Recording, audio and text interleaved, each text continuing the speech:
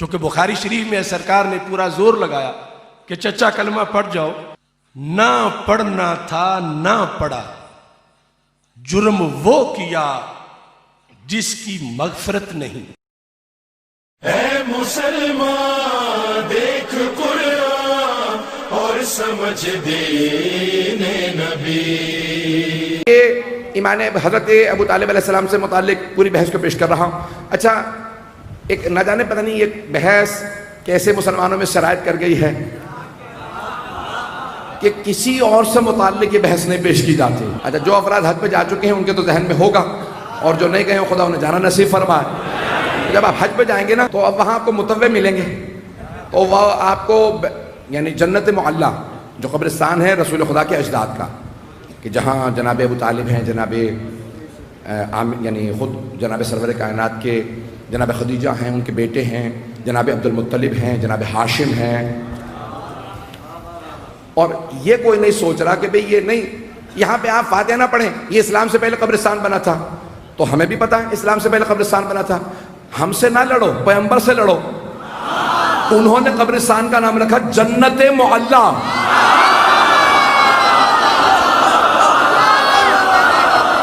حبیب خدا نے نام رکھا جنت معلیٰ، جنت بھی نہیں، جنت معلیٰ، جیسے ہے کربلا معلیٰ۔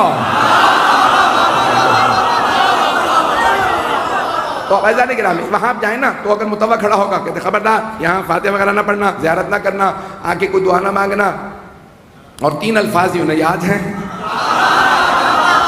یہاں پہ اگر فاتحہ پڑھو گے، دعا مانگو گے، ذریعے پہ زیارت کرو گے تو بدعت ہے، شرک ہے، حرام ہے۔ میں بار بار کہہ رہا ہوں، نہ جانیں گے 3 الفاظ انہیں کون دے گیا۔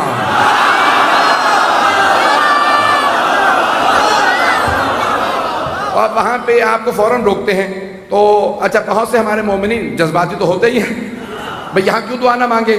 تو وہ فوراً کہتے ہیں نہیں، یہاں پہ آپ منہ کر کے دعا نہیں مانگ سکتے، ذریعے کی زیارت نہیں کر سکتے۔ کیوں؟ کہا کیونکہ معاذ اللہ یہ کافر تھے۔ کون ہے یہاں؟ کہ جناب ابو طالب۔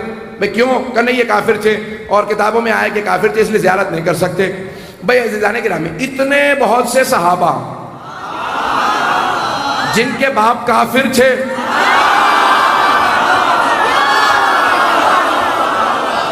نہیں میں توہین نہیں کر رہا، میری عادت ہی نہیں ہے بالکل بھی۔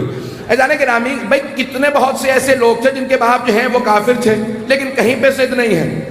ضد ہے تو جناب ابو طالب سے، تو وہاں پہ متوع کھڑے رہیں گے، کہیں نہیں یہاں زیارت نہیں کر سکتے کیونکہ ان کی زیارت کرنا جائز نہیں، بدعت ہے، حرام ہے، شرک ہے۔ کہ کیوں؟ کہ یہ کافر تھے، اور کہا کہ بھی بہت سی احادیث بھی پیش کی ہیں۔ کہ کیا؟ بھئی پیغمبر اسلام نے ان کو کان میں کہا چچا جان آپ کلمہ پڑھ لیجئے، میں روز قیامت آپ کی شفاعت کر دوں گا۔ پیغمبر نے کان میں کہا تو ایک بات تو واضح ہو گئی کہ شفاعت ہے،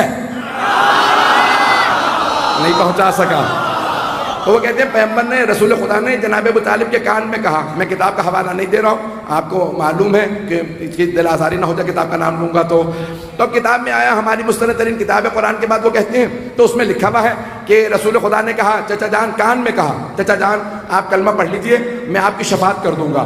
تو جناب ابو طالب نے فوراً پلٹ کے کہا بھتیجے میں اپنے اجداد کے دین پہ باقی ہوں۔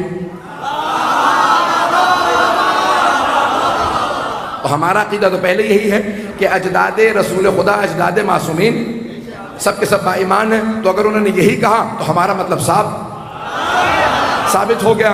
اب وہ کہتے ہیں کہ نہیں، رسول خدا نے کان میں کہا جناب ابو طالب سے چچا جان آپ کلمہ پڑھ لیجئے۔ مجھے تعجب ہے مسلمانوں پہ، سننے پہ آتے ہیں تو کان میں کہیں بات سن لیتے ہیں، اور نہیں سننے پہ آتے تو غدیر میں چیخ چیخ کے اعلان کر رہے ہیں من کنت مولا فہذا علی المولا، اور وہاں پہ کسی کو سنائی نہیں دے رہا۔ عزیزان گرامی، وہاں پوری بحث یہ ہے، وہ کہتے ہیں کہ نہیں آپ ان کو یہاں پہ آ کے سلام نہیں کریں، زیارت نہیں پڑھیں، اور یہ بدعت ہے، اور پیغمبر اسلام نے کان میں کہا تھا۔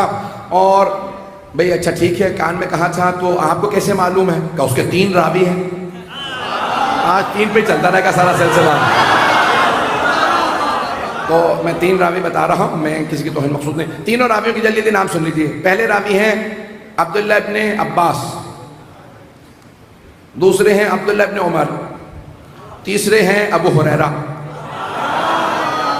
تو 3 راوی ہیں، اور وہ کہتے ہیں قریش کے سارے سردار جمع تھے۔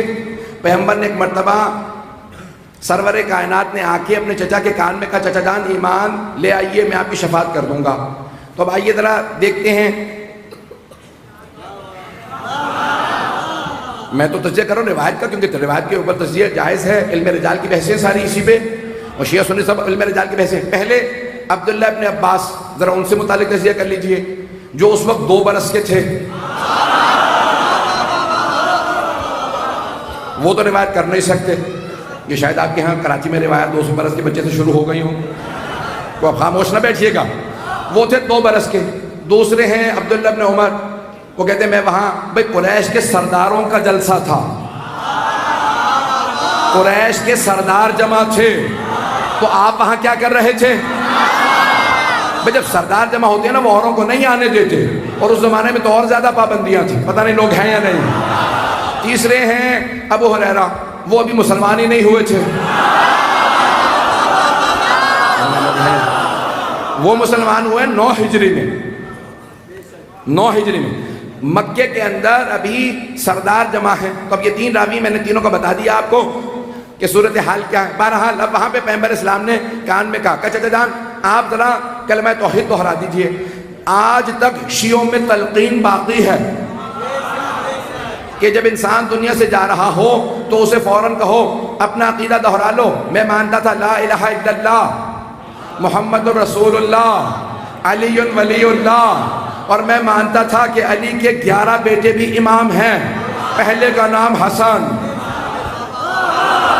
اور روایت میں ہے کہ 12 تک سب کے نام دہراؤ اور ایک مرتبہ کہو کہ تم قرآن کو مانتے تھے سیدہ کو مانتے تھے.